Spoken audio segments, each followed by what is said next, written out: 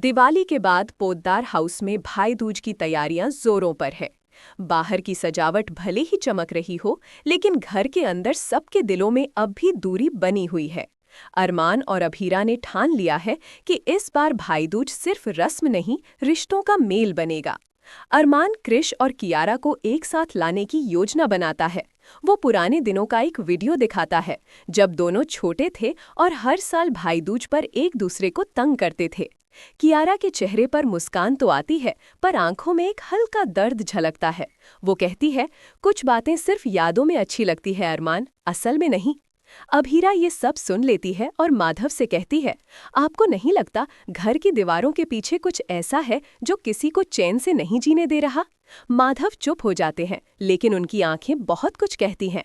उसी शाम काजल रसोई में काम कर रही होती है। अरमान उसके पास आता है। मामी, इस बार आपको भाई दूज पर कुछ मांगना चाहिए। हर बार आप देती हैं, इस बार लेने का वक्त है। काजल मुस्कुराती है। मुझे कुछ नहीं चाहिए बेटा, बस घर में सुकून लौट आए। पर तभी दरवाजे से किसी की आवाज आती है। अगर सुकून चाहिए तो सच का सामना करना होगा। सबका ध्यान उधर जाता है। वो आवाज काजल की छोटी बहन तानिया की थी, जो सालों बाद अचानक लौट आई थी। तानिया के आने से सब सन्न हो जाते हैं। उसकी आंखों में गुस्सा और रहस्य दोनों हैं। वो कहती है, तुम सबने सोचा मैं दूर रहकर भूल जाऊंगी, पर जो भाई दूज की रात हुआ था वो मैं कैसे भूलूं? माहौल एकदम बदल जाता है। कियारा डर कर बोलती है, कौन सा राज? तानिया की नजर माधव पर जाती है। पूछो अपने पापा से, क्यों हर साल भाई दूज की रात वो इतना बेचैन रहते हैं? अभीरा आगे बढ़कर कहती है, आप क्या कहना चाहती हैं?